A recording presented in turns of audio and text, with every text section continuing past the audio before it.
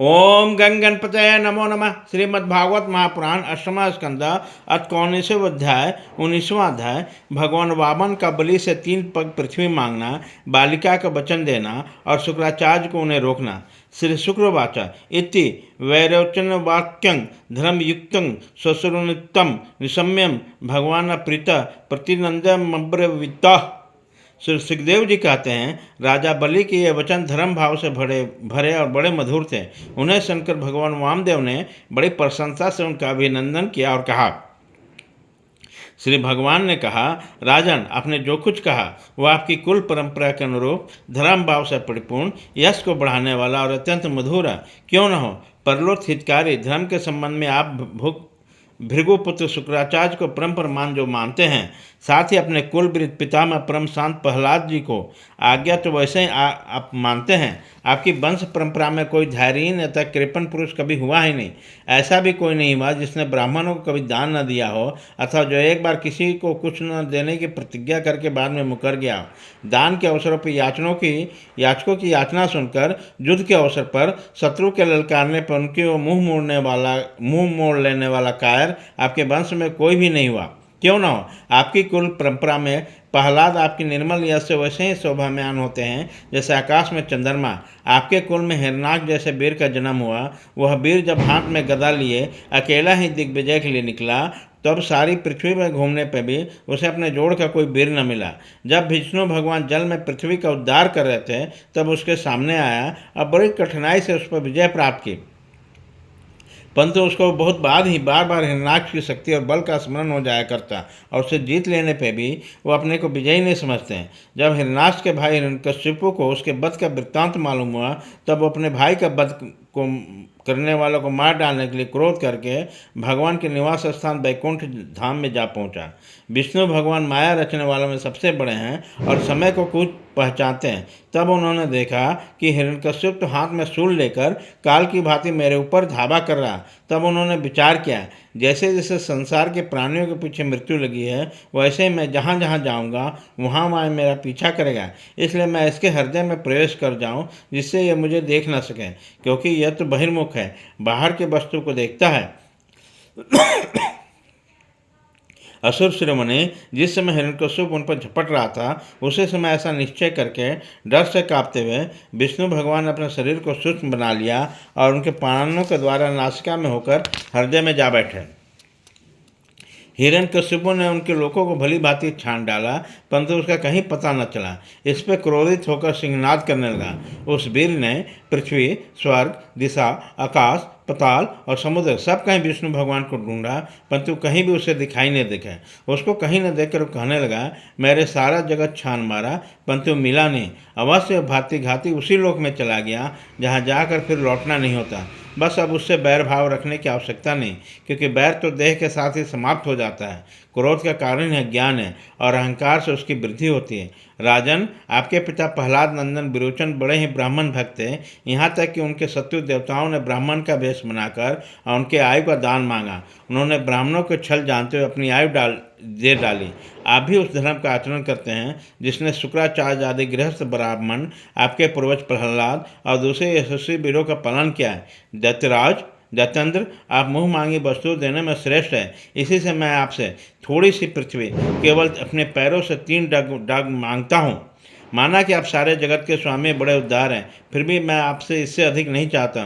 विद्वान पुरुष को केवल अपनी आवश्यकता अनुसार दान स्वीकार करना चाहिए, इससे वह प्रतिग्रह जन्य पाप से बच जाता है। राजा बलि ने कहा, ब्राह्मण कुमार, तुम्हारे बातों तो वृद्धों जैसी है, परंतु तुम्हारी बुद्धि अभी बच्चों जैसी है। अभी तो तुम बालक ही हो, इसी से अपना हानि लाभ नहीं समझे। मैं तो तीनों लोगों का एकमात्र अधिपति हूँ और दीप का दीप दे सकता हूँ, और मुझे अपने वाणी से प्रसन्न कर ले तो मुझसे केवल 3 डग भूमि मांगे, वह भी क्या बुद्धिमान कहा जा सकता।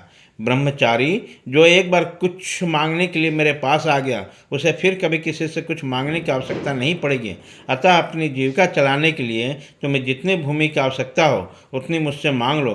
श्री भगवान ने कहा, राजन, संसार सबके सब प्यारे विषय एक मनुष्य की कामनाओं को भी पूर्ण करने में समर्थ नहीं है, यदि वो अपने इंद्रियों को बस में रखने वाला संतोषी नहीं। जो 3 पग भूमि से संतोष नहीं कर लेता, उसे 9 वर्षों से युक्त दीप भी दिया जाए तो भी संतुष्ट नहीं हो सकता, क्योंकि उसके मन में सातों दीप पाने की इच्छा बनी ही रहेगी। मैंने सुना है पृथ्वी, गाय और नरेश सातों द्वीपों का अधिपति थे, परंतु उतने धन और भोग की सामग्री के मिलने पर भी वे तृष्णा का पार न पा सके। जो कुछ प्रारब्ध से मिल जाए उसी से संतुष्ट रहने वाला पुरुष अपना जीवन सुख से व्यतीत करता है, परंतु अपने इंद्रियों को बस में न रखने वाला तीनों लोकों का राज्य पाने वाला भी दुखी हो जाता है, क्योंकि उसके हृदय में असंतोष की आग धधकती रहती है। धन और भोगों से संतोष न होकर जीव के जन्म मृत्यु के चक्कर में गिरने का कारण है, तथा जो कुछ प्राप्त हो जाए उसे संतोष कर लेना मुक्ति का कारण है। जो ब्राह्मण स्वयं प्रताप वस्तु से संतुष्ट हो रहता है, उसके तेज की वृद्धि होती है। उसके असंतोषी होने पर उसका तेज वैसे ही शांत हो जाता है जैसे जल से अग्नि। इसमें संदेह नहीं कि आप मुँहमांगी वस्तु देने वाले में श्रीमणी हैं, इसलिए मैं आपसे केवल 3 पग की भूमि मांगता हूँ, इससे मेरा काम बन जाएगा। धन उतना ही संग्रह करना चाहिए जितने की आवश्यकता हो।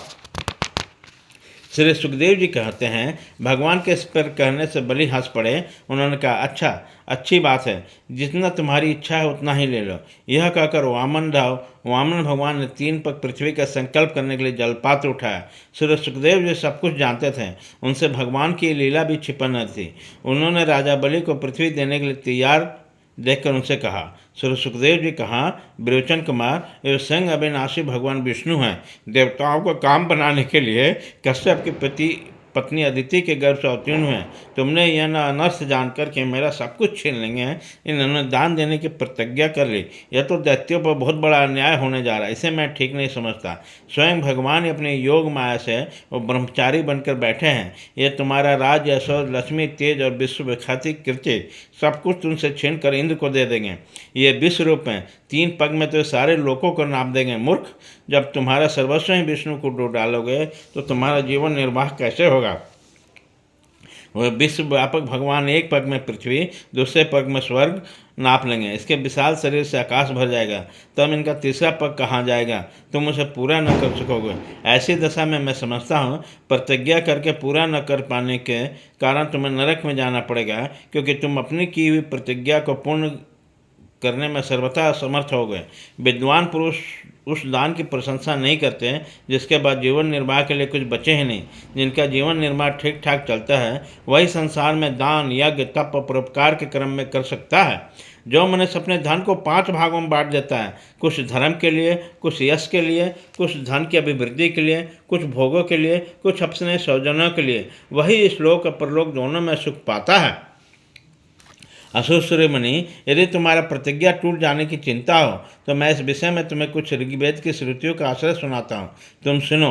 श्रुति कहती है, किसी को कुछ देने की बात स्वीकार कर लेना सत्य है और नकार जाना अर्थात अस्वीकार कर देना सत्य है। यह शरीर एक वृक्ष है, सत्य इसका फल फूल है, परंतु यदि वृक्ष न रहे तो फल फूल कैसे रह सकते हैं। क्योंकि नकार जाना अपनी वस्तु दूसरों को न देना, दूसरे शब्दों में अपना संग्रह बनाए रखना, यह शरीर रूपी वृक्ष का मूल है। जैसे जड़ न रहकर वृक्ष सूख कर थोड़े दिन में गिर जाता है, उसी प्रकार यदि धर्म देने से स्वीकार न किया गया तो जीवन सूख जाएगा, इसमें संदेह नहीं। हाँ, मैं दूंगा, यह वाक्य धन को दूर हटा देता है, इसलिए इसका उच्चारण अपूर्ण अर्थात धन से खाली करने वाला है।